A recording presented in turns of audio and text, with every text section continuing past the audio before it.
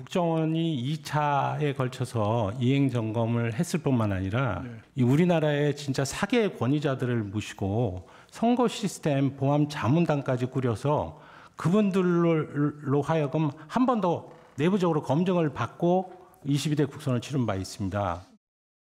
개표 시스템에 대한 침투가 가능해서 뭐 특정인이 아니라 뭐 전체적인 증거 결과값을 바꿀 수 있는 그런 것을 그 당시 확인한 것으로 알고 있습니다.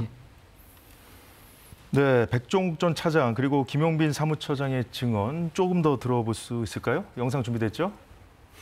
네. 여러 취약점이 있었고 또 보안관리 부실 문제도 드러났고 보안 관제 탐지 시스템, 차단 시스템 이런 관계없이 외부에서 안으로 침투가 됐기 때문에 그런 것을 뭐 작동을 해줬네 안 해줬네 하는 그런 부분은 관계가 없다는 말씀.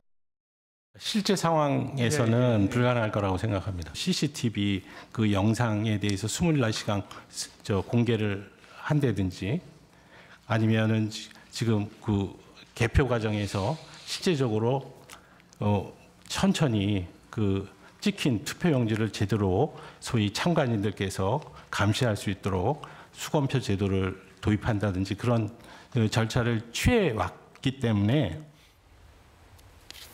네, 2023년 국정원 보안 점검 결과 그때 나왔을 때 이제 KBS도 이제 좀 이렇게 보도를 많이 한 바가 있습니다. 그런데 지금 5%만 확인을 했다는 거 아닙니까?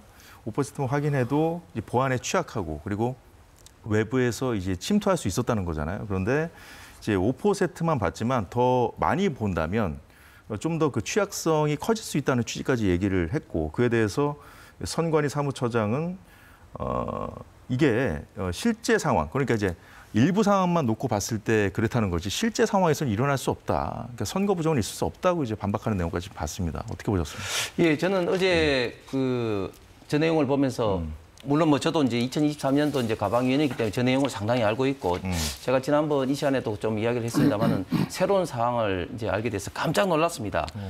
사실 이런 어떤 부정선거에 있던 개연성을 이야기하면 음모론으로 봤는데 지금 우리 대한민국의 가장 중요한 정치 이벤트, 자유민주주의 실현하기 이벤트가 결국은 선거인데 선거에 있던 정확성 문제는 문제 제기를 하면 선관위나 뭐 이런 어떤 관련 기관이 좀 책임감 있게 대응을 해서 그런 어떤 의구심이 없도록 해야지 당연한 불구하고 지금까지는 그런 이야기를 하면 이게 음모론이다 이렇게 몰고 갔죠. 그런데 어제 했던 가장 핵심적인 이슈가 이겁니다. 지금까지는 밝혀진 것은 일단은 내외부망 분리가 안 돼 있었습니다. 어제도 이야기했죠. 백 차장이. 저 3차장, 백 차장은 굉장히 IT 전문가입니다. 정보보안 관련된 박사학위도 갖고 있으면 전문가인데 일단은 외부망과 내부망, 선거망 이게 분리가 안 돼서 해커가 타고 들어갈 수 있었다. 그건 뭐 제가 지난번 이 시간 때도 이제 이야기했습니다. 그런데 중요한 건 뭐냐면 어제 밝혀진 내용에 따르면은 그 선거 명부에 그 이제 도장을 찍는 거 있지 않습니까? 그런 것들이 이미지 파일로 그렇게 돼 있어야죠. 그런 어떤 도장 찍는 것도 다 가능하다. 그 다음에 이런 어떤 투표 명부 조작도 가능하다. 그리고 어떤 그 가공의 인물로 했을 때 예를 들면 부재자 투표한다든지 이런 것도 가능하다고 이야기를 했습니다. 지금까지 선관위가 이렇게 방어했던 논리는 뭐냐면은 노태학 선관위 위원장이 대정부 질문에서 고민정 의원이 할 때 내부망 분리가 안 됐다 거짓말을 한다든지 또 이게 설사 이제 해킹이 되더라도 왜냐하면 해킹 흔적이 북한으로부터 해킹했다는 예를 들면 그런 어떤 그 흔적들이 굉장히 많이 있습니다. 해킹이 하더라도 내부에서 이제 호응하지 않으면 이 명부 조작은 안 된다고 했는데 어제 이야기를 했잖아요. 이게 해커가 명부 조작까지 가능하다는 그런 어떤 이야기를 했습니다. 그렇게 지금까지 선관위가 했던 변명들이 상당수가 지금 거짓으로 지금 드러나고 있는 상황입니다. 그렇기 때문에 이 문제에 대해서는 앞으로 저는 이런 것들을 정말 국회에서 국정조사 내지는 국정감사를 통해서 제대로 밝혀내서 이런 자유민주주의 가장 중요한 어떤 정치적 이벤트인 선거가 안전하다. 그리고 불안전하다면 안전성을 확보하기 위한 어떤 노력이 필요하다고 봅니다.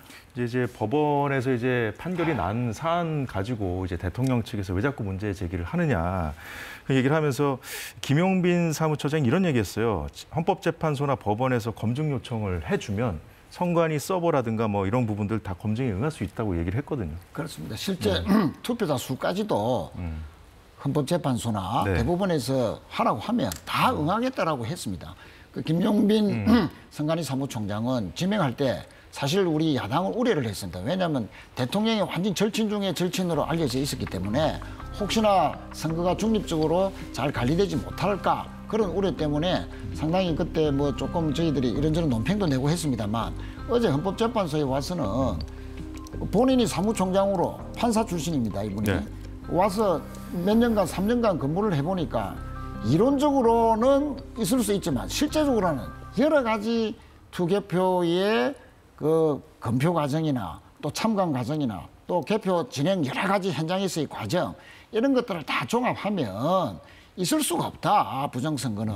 그렇게 단호하게 이야기를 했고요. 실제 또 국민의힘은 4년 전에 당대표 지시로 부정선거에 대한 여러 가지 이 조사를 한 결과 부정선거는 없다라고 결론을 내리고 또 그 21년에 결론 내리고 난 1년 후 22년 11월 달에 대법원에서 부정선거 없다고 판결을 받고 바로 대통령 선거에서는 사전투표 동료를 윤석열 대통령 후보가 적극적으로 전개한 바가 있습니다. 당론으로.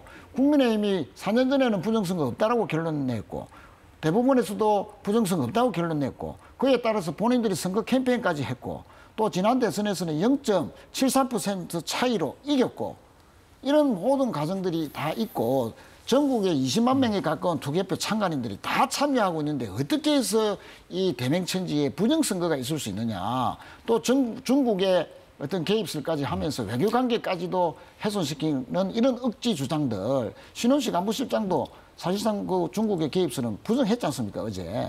자 이제 자, 그럼에도 정말, 불구하고 예. 계속해서 이제 대통령 측에서 문제 제기를 하고 있고 네. 계엄의 사유라고 얘기를 하면서 그 실체를 좀 확인해야 된다고 계속 요구하고 있고 네. 또 어떻게 보면 좀 국민적인 관심사가 됐어요. 그러니까 네. 그 김용빈 사무처장 말대로 헌법재판소나 법원에서 네. 좀 검증을 요청할 필요는 있다고 보세요. 그렇습니다. 저는 오히려 우리 당이 헌법재판소가 끝나는 대로 예. 김용빈 사무총장이 이야기한 대로 법원이나 헌법재판소에 모든 투표자 수를 다 검증할 수 있도록 조치를 취하도록 하고요.